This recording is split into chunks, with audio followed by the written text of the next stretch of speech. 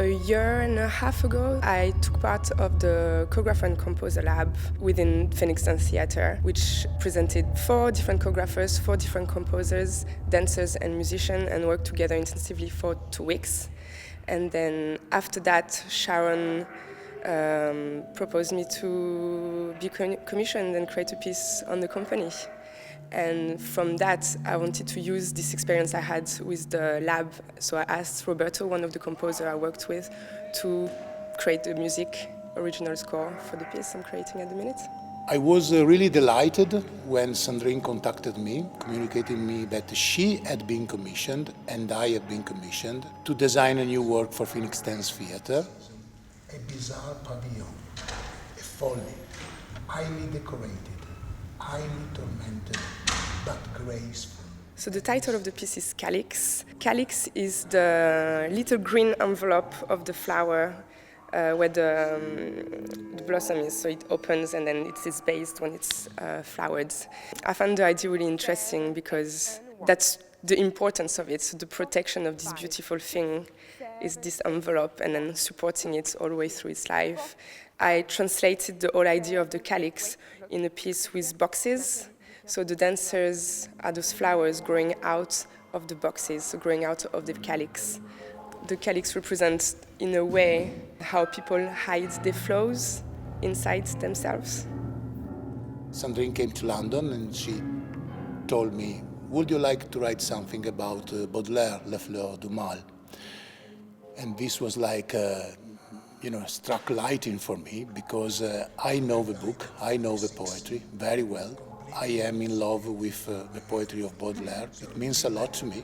It's an interesting book. It's amazing poetry, really beautiful, and it sometimes describe extreme ugliness or really awful person, but with such amazing verses and words that it makes it beautiful.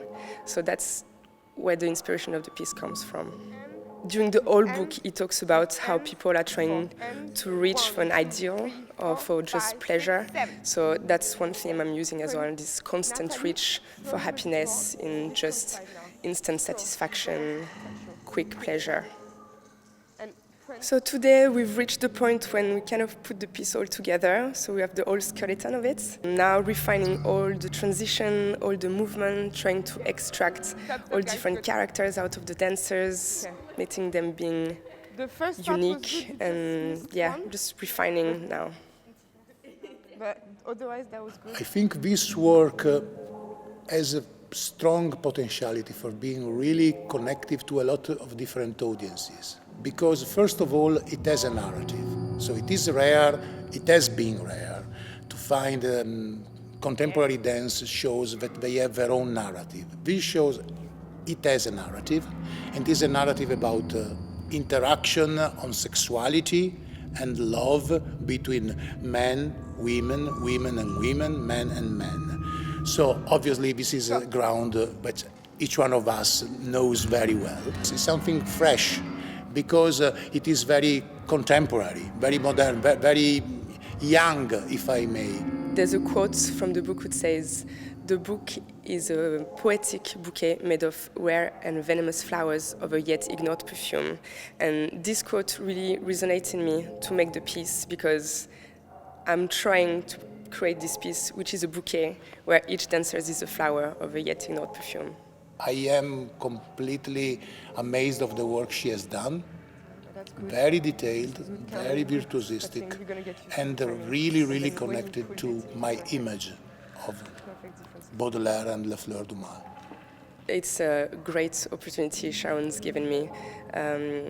Getting the chance of working with professional dancer within a professional company, it's been incredible. Also because I'm working with my colleagues, so I know them and they're here, they're very generous, they've been supporting me all the way through, and they helped me grow as a choreographer. So it's been an immensely growing experience.